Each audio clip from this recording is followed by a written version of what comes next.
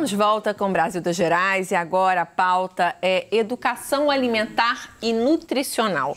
Os currículos dos ensinos fundamental e médio deverão incluir o assunto nas disciplinas de ciências e biologia.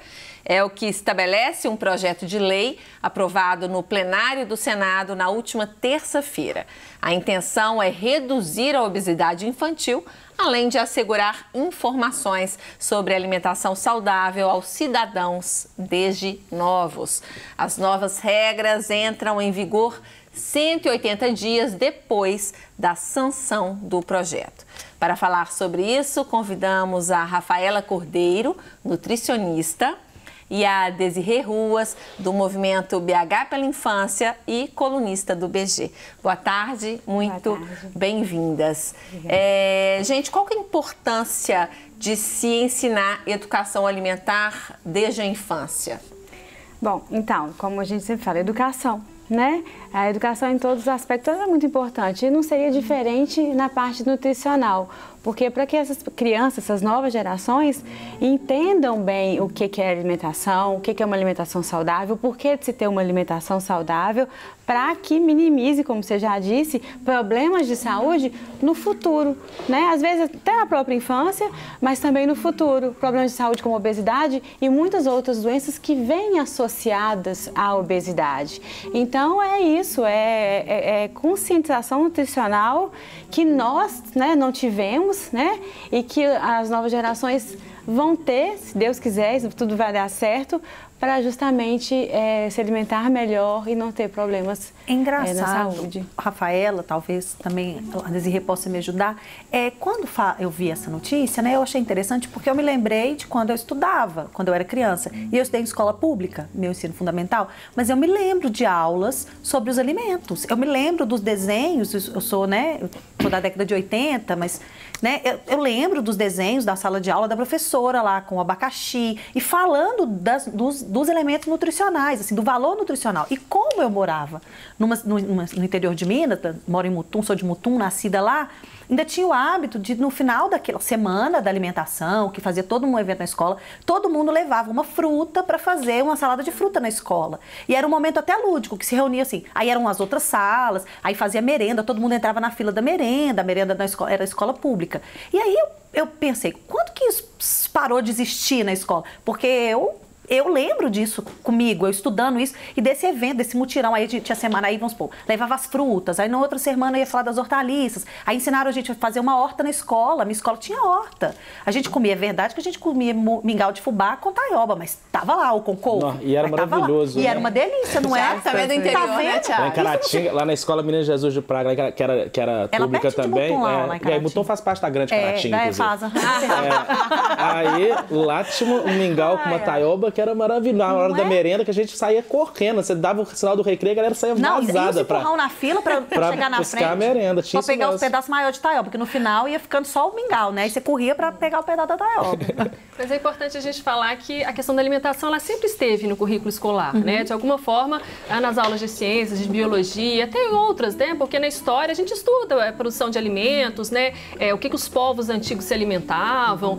E na matemática a gente pode trabalhar também esses conteúdos. O que diferencia, Patrícia, essa questão da discussão, da introdução da educação alimentar e nutricional nos currículos, é justamente você ter uma definição mais clara de como que isso vai ser trabalhado. Diretrizes? Na verdade, é você colocar de quem é a responsabilidade de trabalhar esse conteúdo. Porque quando a gente fala em temas transversais, né, vários temas passam por várias matérias, fica muito assim, todo mundo ensina, todo mundo tem que ensinar, mas no final das contas, ninguém ensina. Sabe aquilo que todo mundo vai fazer e no final das contas não é feito concretamente. Eu vejo que realmente esse é um tema que vem sendo trabalhado realmente pelas escolas de uma forma bem dinâmica, mas quando a gente percebe que a lei vem para dizer que a gente precisa trabalhar de uma forma mais enfática, né? mais dirigida para a questão de temas como obesidade infantil, a questão dos ultraprocessados, que hoje é um problema gravíssimo, né? O quanto que a gente tem uma alimentação baseada em alimentos que não são saudáveis.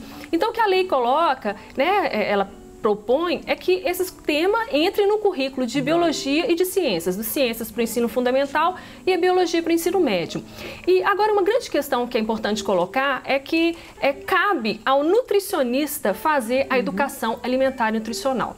E aí eu pergunto, o professor não é nutricionista. Sim. E aí o que a gente fala? Nós precisaríamos ter nutricionistas na escola. Sim. Mas ao mesmo tempo o nutricionista, ele não é professor. Então a gente tem realmente uma necessidade de um trabalho conjunto. Então eu vejo que não é uma solução. Que agora, isso, como é que isso vai acontecer para que realmente a reflexão sobre a alimentação aconteça de fato, né? A gente vê como que muitas vezes o conteúdo é passado na sala de aula, mas aí chega na cantina, o que tem para vender, o que tem para comer, o que o professor está comendo como exemplo. É uma questão mesmo de trabalho. É o baleiro da porta da escola. É o baleiro que a gente já conversou. Na minha época, eu estudei numa escola particular aqui de Belo Horizonte. O nosso sonho era a coxinha de frango e a garrafa de Coca-Cola da hora do recreio. E claro que não dava para ser todo dia porque ficava caro. Mas assim, era isso que se vendia na cantina da escola. Parece que teve uma mudança nesse sentido, não só na rede pública, né, mas na rede privada também, das escolas se alinharem aí por uma merenda, uma alimentação mais saudável. Né?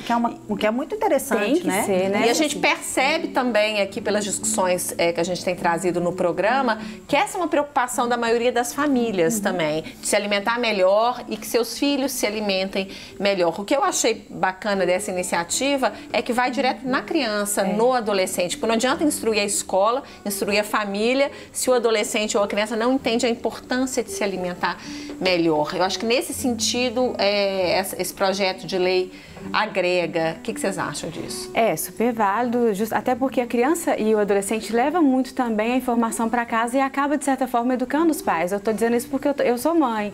Então, eu aprendo o tempo todo com a minha filha também. Não estou falando só no quesito nutricional, não. Em outras coisas, sabe? Mas também é muito importante a conscientização dos pais, porque de nada adianta. Porque nós que somos os exemplos, né? E o que ela falou da escola, que não é uma maioria, muito pelo contrário, é uma coisa muito superficial, né? E é o que ela disse, preciso ter um profissional realmente capacitado e apto para ensinar todos os conceitos básicos da nutrição. É lógico que dentro daquilo que cabe, né, do ensino médio fundamental, não é uma graduação, porque senão de nada vai adiantar. Entendeu? As escolas públicas, no caso, que oferecem a cantina, elas têm nutricionista, né? Talvez pudesse pensar numa parceria desse trabalho com o nutricionista das escolas, entrar em algum momento e tal. Isso é uma coisa a se pensar. O que você acha, Rafaela? Exatamente. Vai ter que ver como é que vai funcionar isso aí, porque tem que funcionar e tem que ter a coerência, né? Porque não todo igual disse do baleiro na porta da escola, infelizmente, do que se vende na cantina, do que se oferece de alimentação para as crianças ali, porque senão... É importante a gente falar essa questão, quanto que hoje na escola pública as crianças estão muito mais assistidas em termos de alimentação saudável do que na escola privada. Sim. Em Minas Gerais nós temos a legislação, né, a Lei da Cantina Saudável, que é a Lei 18.372, que é de 2009, e ela disciplina que aquilo que não deveria ser vendido nas escolas, e a gente vê o quanto que a escola pública segue, né? Realmente você tem a merenda escolar fornecida na escola pública, né? A gente nem precisa questionar se essa alimentação está tão saudável como deveria ser, mas os critérios são muito maiores. Mas na escola privada, a gente tem uma briga de interesse muito grande. Porque você tem um negócio, né? A cantina que vende alimentação não saudável. Terceirizada. E você vai a uma escola reclamar, né, ou questionar como pai ou como ativista da infância, e o que a gente escuta é que realmente a questão da cantina não é responsabilidade da escola. Mas se está dentro da escola, como que não é responsabilidade daquele grupo, né, daquele espaço onde a criança está ficando? Eu acho muito interessante, tem um vídeo das escolas, de umas escolas, né, de uns alunos de uma escola japonesa, que é muito incrível, o quanto que as crianças, elas não param para a hora do recreio para a alimentação. A alimentação faz parte do processo educativo. Eu acho que a gente precisa resgatar isso, a gente precisa aprender a fazer dessa forma.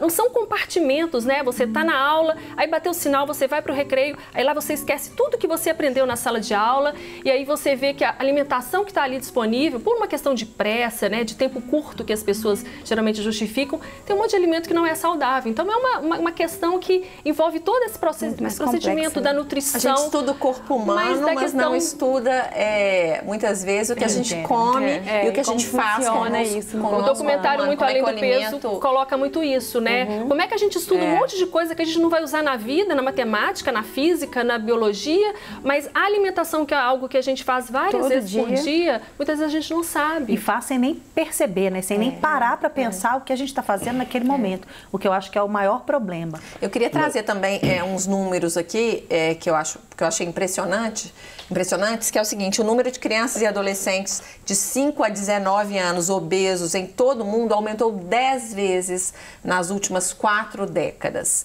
Se as tendências atuais continuarem, haverá mais crianças e adolescentes com obesidade do que com desnutrição moderada e grave até 2022, segundo a Organização Mundial de Saúde. Só em 2016 foram 75 milhões de meninas e 117 milhões de meninos com essa obesidade infantil em todo o mundo. Eu achei interessante, por que tem mais menino do que menina? Não sei se vocês acompanham aí esses dados, né? E sabem por que tem essa diferença realmente entre os sexos. Mas assim, como que nesses últimos 40 anos, apesar das discussões aí por uma alimentação mais saudável estarem crescendo, a obesidade também está crescendo. Então, a equação não está fechando. A questão, nós temos 30% da população infantil no Brasil com sobrepeso ou obesa, é um dado realmente alarmante.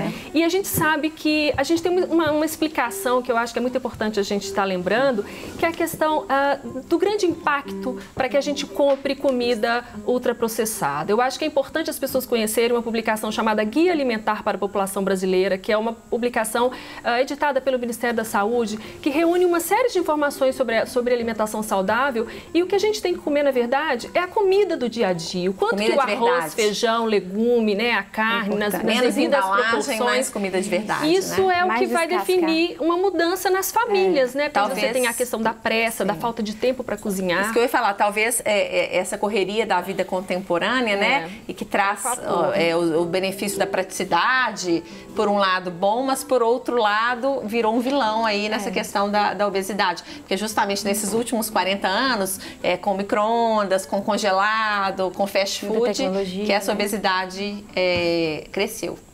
E é o que ela falou, e o que você está falando também, pela praticidade, a gente busca alimentos ultraprocessados que são ricos em calorias e pobres em nutrientes. Aí entra muito no que você falou aí também. O número crescente de obesos, né, vai chegar a ser maior do que os desnutridos, que um dia foi muito grande, né? Mas obesos desnutridos. Né? Porque a pessoa ela pode ser obesa, né, Desirê? Porque ela está acima do peso, ela está saudável. Ela está com um grande volume de tecido adiposo, mas ela está desnutrida do ponto de vista nutricional, porque ela só consome alimentos que têm valor calórico muito alto, mas tem valor nutricional muito pequeno. Né? E aí vem outras doenças também. Eu brinco que a obesidade ela é cheia de mãozinha, né? E ela vai buscando um monte de outras doenças junto com ela. E o que eu falo sempre no consultório é o seguinte: quando você tem, vamos supor, vamos fazer uma analogia a um veículo. Você compra seu carro, você sabendo que naquele posto de gasolina tem uma gasolina ruim, né? Você vai colocar no seu carro? Você não vai, mas você está comendo e está dando para o seu filho. Entendeu? Alimentos de má qualidade, você está comendo. Você não está cuidando da sua máquina com aquilo que precisa ser cuidado, que é o que a gente está ingerindo. E assim, de forma consciente, sim, pode ser. Inconsciente muitas vezes também. E aí é que entra isso, não para as próximas gerações, a consciência nutricional através dessa mudança, né? Para que as crianças, depois adolescentes e depois adultos, possam fazer melhores escolhas na hora de se alimentar, porque elas sabem o que elas estão comendo. Porque começou desde novo a entender o que é o alimento. E aí eu acho que mora o X da questão aí, que é no que você falou. Eu coloco isso como uma disciplina. Os pais tentam ensinar os filhos em casa, mas os pais não aprenderam e os professores também não. Eu acho que é isso que é a viagem, né? Não teria que vir de cima para baixo, não teria que educar os pais, não? Também. É todo mundo, né? Todo mundo. Mas eu falo assim, como é que isso porque vai... não adianta você comer bem na escola, não comer o doce, chegar em casa, tá aquela tá todo processado lá. Não, saiu da escola, não, beleza, vamos lá no McDonald's. A criança vai ajudar, porque eu tô falando assim, ela ajuda muito, mas não é ela que faz compra, né? Não é ela que vai ao supermercado. Então, de fato, só que aí... O que a gente costuma falar com relação ao espaço escolar, porque a criança fica ali muitas horas, são muitos dias. Então, muitas vezes a gente vê esse argumento de pais dizendo, mas aqui na escola a gente não pode mandar determinado alimento, mas a criança vai comer fora daqui. Mas a escola tem seu espaço da reflexão, o espaço realmente de mostrar novos caminhos. Né? E muitas vezes a escola pode o quê? Reforçar bons hábitos alimentares de famílias que já têm esse bom hábito e também mostrar outros caminhos, sabe? Oficinas de culinária, projetos de hortas, projetos de leitura crítica dos rótulos das embalagens. Legal. Tem uma série de atividades que podem ser feitas e aí a criança vai fazer o quê? Ela vai levar isso de volta para casa e vai multiplicar esse conhecimento.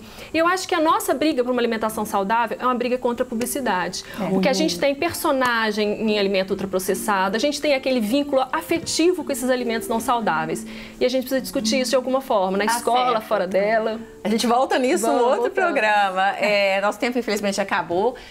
Vocês continuam comigo, porque no próximo bloco a gente bate um papo com o Thiago Delegado, que está lançando o seu novo disco, Sambetes, volume 1. Vamos encerrar esse bloco com mais uma música? Vamos. Vamos lá. Quantos mais amores de sofrer, prefiro nunca mais, posso não, passo a vez, vou policiar de mim o que é paixão, faz arder, sem noção do que é dor, quem tem o calejar do amor traga.